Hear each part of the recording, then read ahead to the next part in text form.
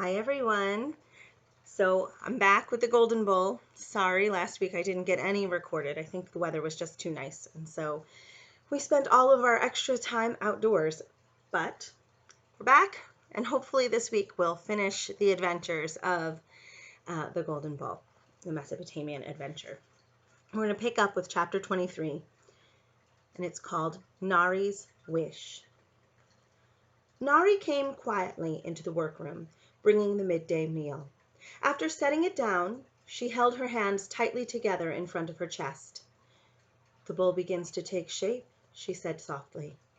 Sida nodded. "It goes forward at a steady pace, and I have an apprentice who asks many questions." He paused. "Good questions." Nari looked directly at Sida.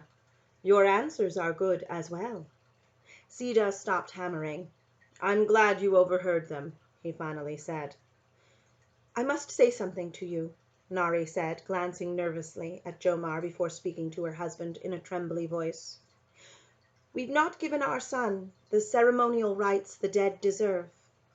Sida stared at his wife. "How could we, Nari? Aban's body was never recovered from the waters." She seemed not to hear him.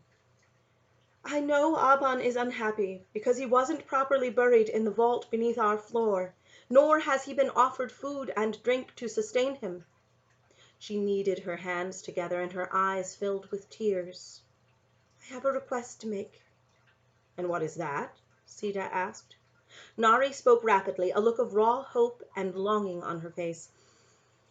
"After you have completed your work on the lyre, I'd like to have a proper funeral ceremony for Aban. My hope is that Zepha will return and create a praise song for our son, and accompany her song on the temple lyre."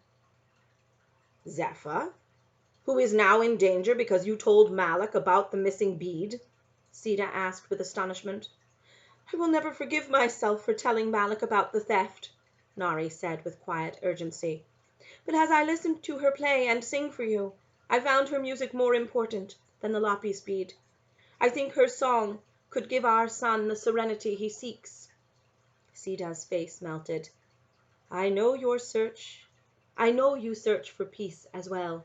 If Zepha is found, we'll ask her if she is willing to do what you wish." As he listened to Nari, Jomar churned with reactions that warred with each other. He was surprised by her request. He was moved by her apology. At the same time, how could she ask Zepha, whose life Nari had thrown into terrible danger, to do something as important as singing for her dead son? As if she knew his thoughts, Nari looked beseechingly at Jomar. She started to speak, but then turned and left the workroom, with her hands still clasped in front of her. Her expression of need and vulnerability was one that Jomar had never seen before. Chapter 24. The Lyre Stands Watch. "My wife asks a great deal of Zepha," Sida said. "Even if she's found and returns to us, I can't believe she'll do what Nari wants." "I'm not sure what she'll decide to do," Jomar said, cutting the conversation short. He knew he must put Zepha out of his mind and concentrate on his tasks. He finished tarring the second horn and brought it to Sida. A grunt told him his work had been accepted. "And now the ears must be tarred," Sida said. Jomar sighed.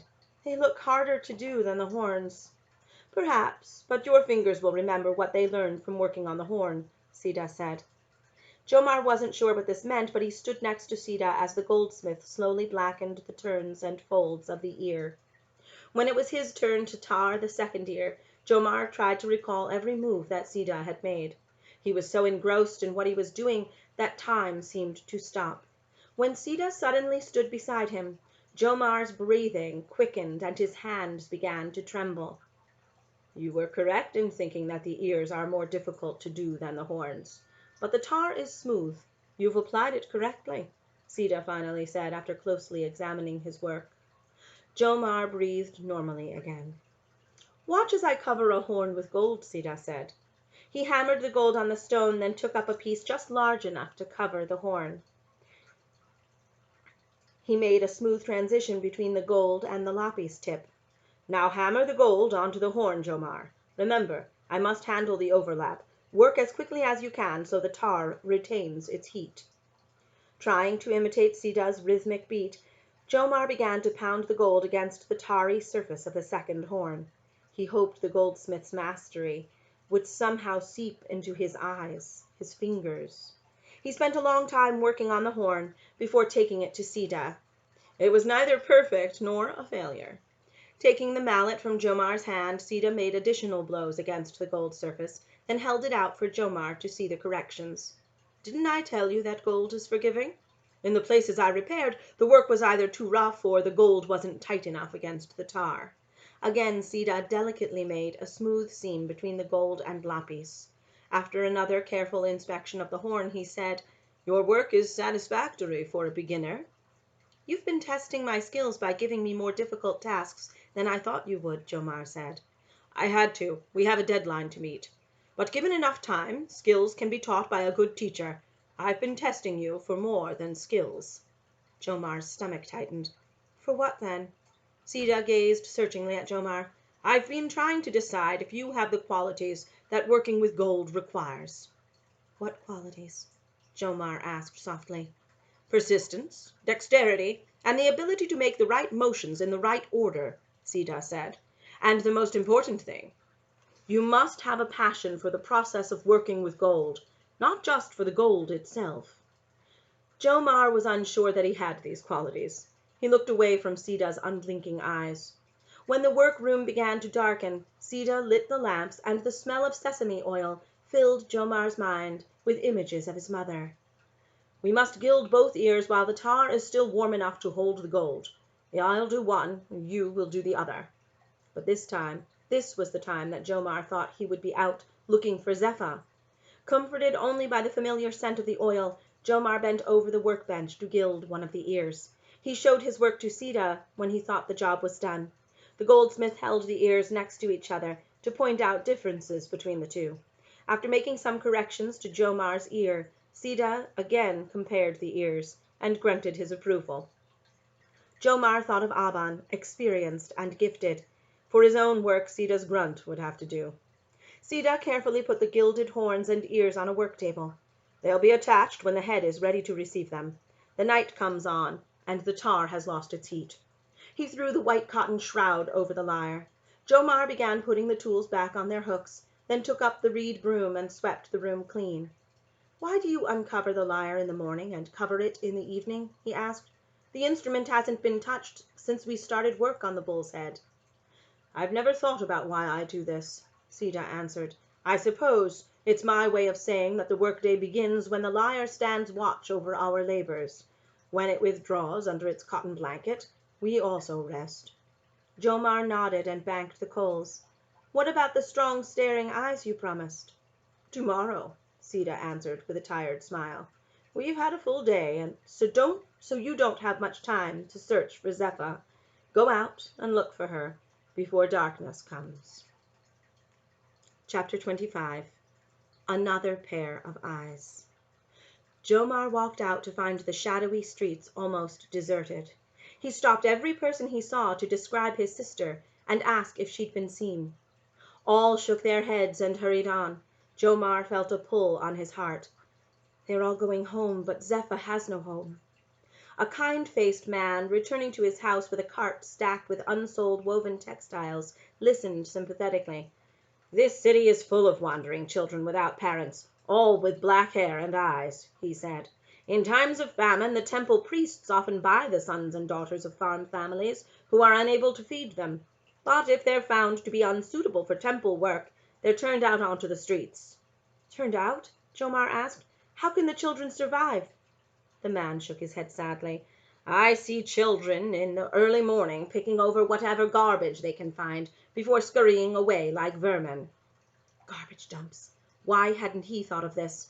He nodded his thanks to the man, then began to look for Zepha near every mound of rotting food. Repeatedly calling out her name disturbed the rats feeding on the reeking waste, but brought no answer from Zepha. Finally, it was utter darkness and discouragement that brought him home. Jomar's body held so much fear that the meal Nari had left for him went uneaten. Falling into an exhausted sleep, he dreamed of the abandoned dog who had pleaded for food and protection. Was Zephyr doing the same thing? Jomar was up before dawn the next day to continue his search for Zephyr. As he passed Gamil's house, he heard a woman's soft, insistent moaning. From another house came a baby's wail and the shushing sounds of its mother. The air still held the slightly rancid smell of oil in which fish had been cooked the day before.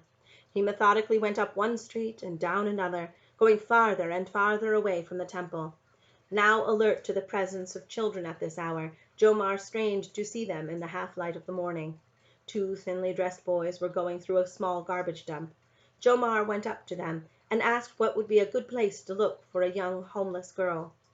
"Some of us crowd around a bonfire behind the temple," the older boy answered. "It helps us bear the cold, but we need food more than warmth." The boys returned to their hunt for edible scraps. Jomar remembered well the painful cramp of hunger, and wished them luck in their search. He found a handful of children at the back of the temple huddled around a little fire, their hands stretched out to receive the heat. Zephyr was not among them.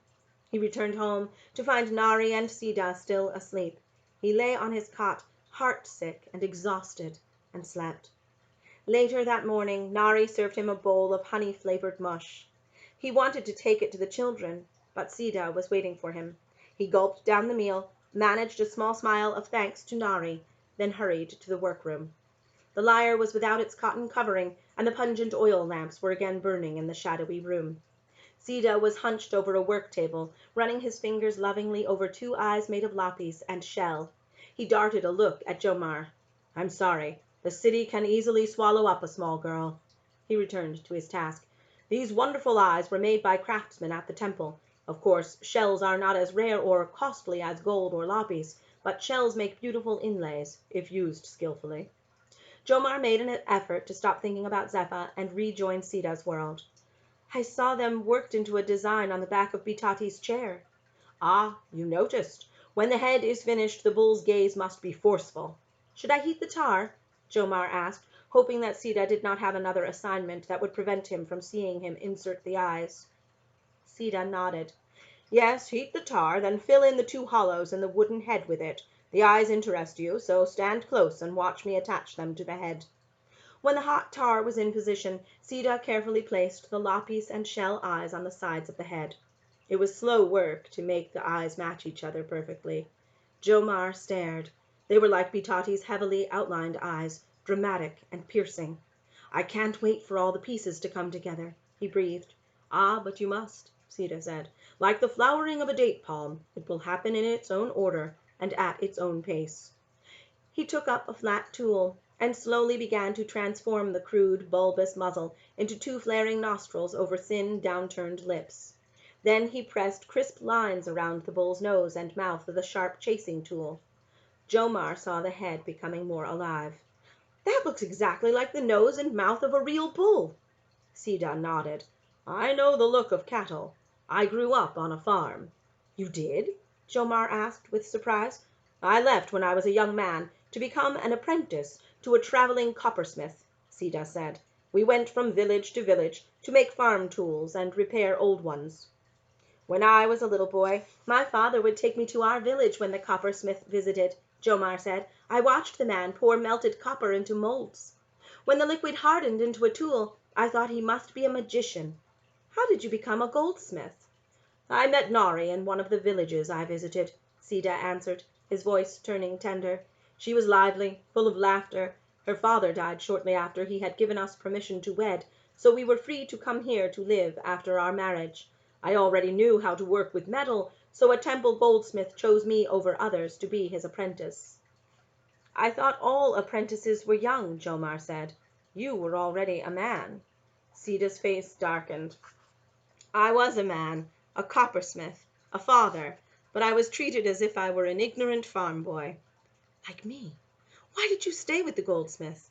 "I had some talent for working with metal, and this was my opportunity to learn a difficult craft," Sida said. "After he died, the temple asked me to take his place." While Jomar watched, Sida worked quietly on the muzzle for a long time. "Rosie, you are very distracting." Okay, I'll find another place to be. Oh my goodness. Pets.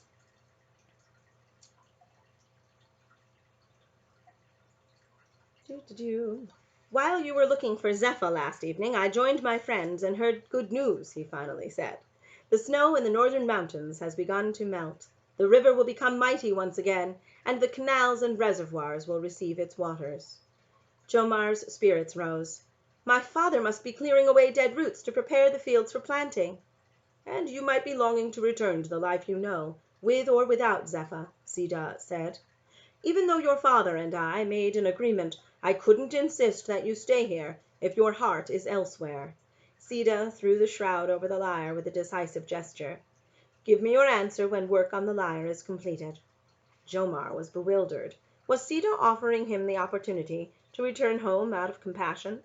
Or was this a kind way of letting Jomar know that he lacked the qualities necessary to become a fine goldsmith? He could no longer make Sita or his father responsible for his future. The decision to stay or go was his. In the evening Jomar went out to search for Zephyr in neighborhoods farther from the temple and new to him. But the little mud-brick houses, clustered together as if for comfort and warmth, looked the same. He walked the streets calling her name, looking for her, listening for her. As day disappeared into night, the homes brightened one by one, when oil lamps were lit. He could hear the hum of conversations inside the houses. The most distinct voices were those of children shouting, playing games, and laughing. He had lived with Zephyr for so many years. Why couldn't he remember doing these things with her? And there's where we'll stop for this video. And hopefully I'll be back soon with more, and I will see you later today for class. Hopefully you get out and enjoy some nice warm weather. See you soon.